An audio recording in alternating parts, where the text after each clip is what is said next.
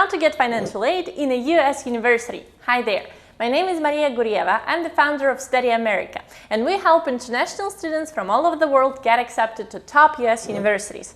In this video, let's talk about financial aid, how to make your education in the United States, the most expensive education in the world, affordable to you. Let's go. In order to not miss important videos about getting accepted to US universities, subscribe to my channel. And the first resource for you for financial aid should be EducationUSA. EducationUSA is the website created by the Department of Education of the United States. It's a governmental website that has a lot of free resources about getting financial aid and just getting accepted to top US universities. After you researched the resources in EducationUSA, let's also dive into what kinds of aid actually available for you. So, you can get financial aid from university itself. You can also get financial aid from external companies or organizations. Like, for example, you can search for different competitions on the FastWeb website, where you can find different organizations posting different competitions for financial aid. But those competitions are pretty hard to get, and they normally give you a very small amount of money. So in order to get a lot of money to cover all your expenses, you need to win a lot of competitions, which is of course pretty hard because you have to participate in a lot of competitions and then win some of them, and then perhaps get the money that is enough to cover your education expenses. So also the third type of aid that you can search for is your governmental aid. So for example, your government in your country provides some financial aid for your studies abroad or for your studies in the United States. A lot of such grants require you to come back to your country and then work in some organization in your country. So they're sponsoring your education so that you come back and implement that education to the benefit of your country.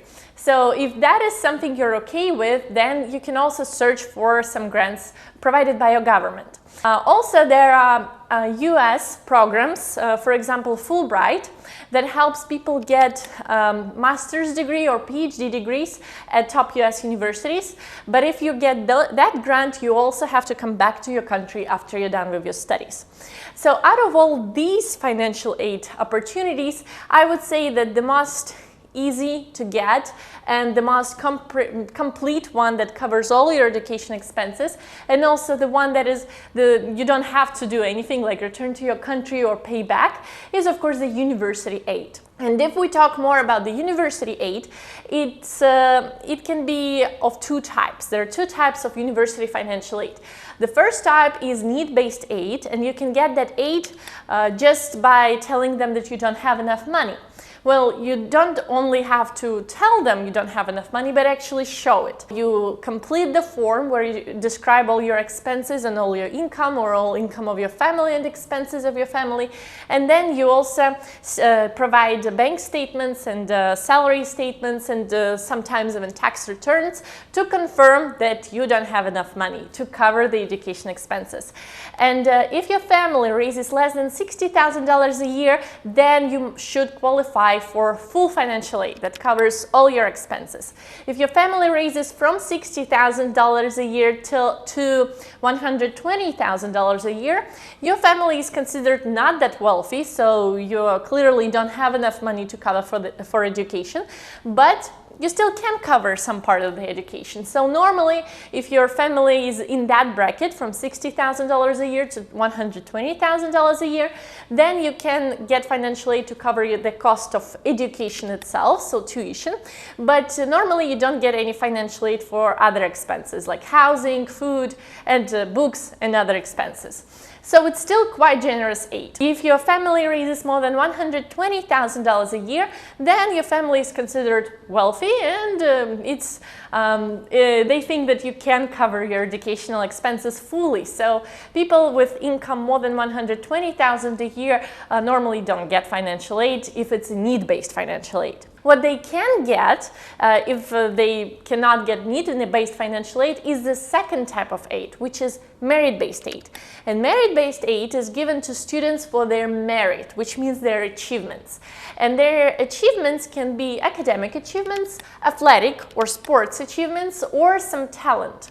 So let's say you have very good grades and you won some academic competitions, or let's say you're very good at sports and you can actually bring victories to the university, or you have a special talent, like you're a very talented musician or very talented in acting or stuff like that, then you can get merit-based aid. And the universities form some kind of a ranking. And if we look at the ranking and we look at the top universities, normally they have need-based financial aid, because in these universities everybody is super talented, everybody has a lot of very nice achievements, so they cannot really give money, like comparing students in their merit.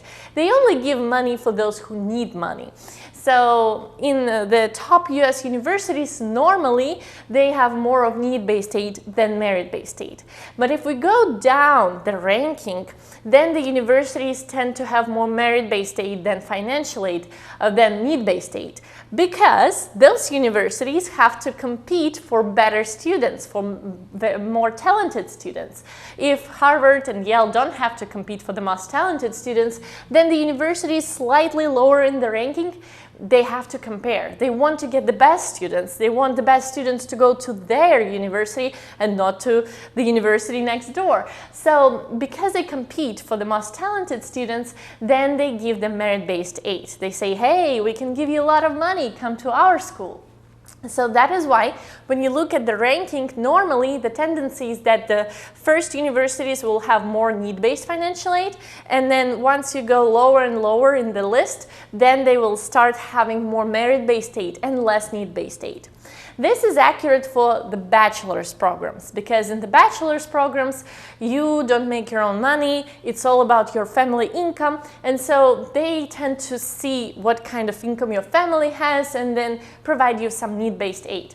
If we talk about MBA master's programs, then in those, so the postgraduate programs, in those programs normally they do merit-based aid. So they see if you're a strong candidate and then they give you money.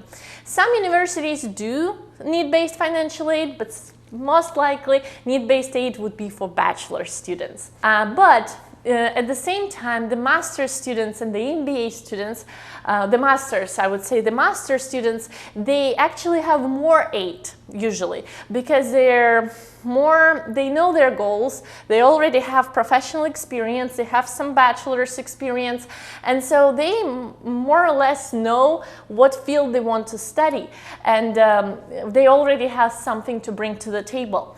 That is why the universities actually tend to finance them more than the bachelors, because with the bachelors, they don't really know what they want to study, they're still just 16-year-old students, they still have a lot of financial aid. But I just want to warn you that you shouldn't think that, you know, if the masters normally don't have need-based financial aid, then there's no financial aid. There's actually a lot of financial aid.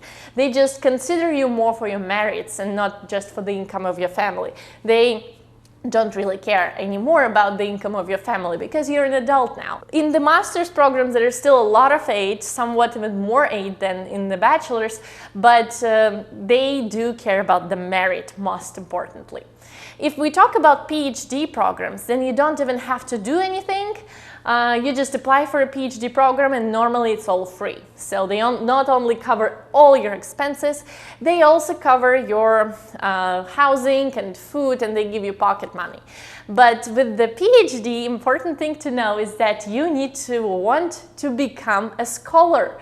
And they're looking for scholars, so people who are really into science or any academic field, they're really into teaching and they're really into research.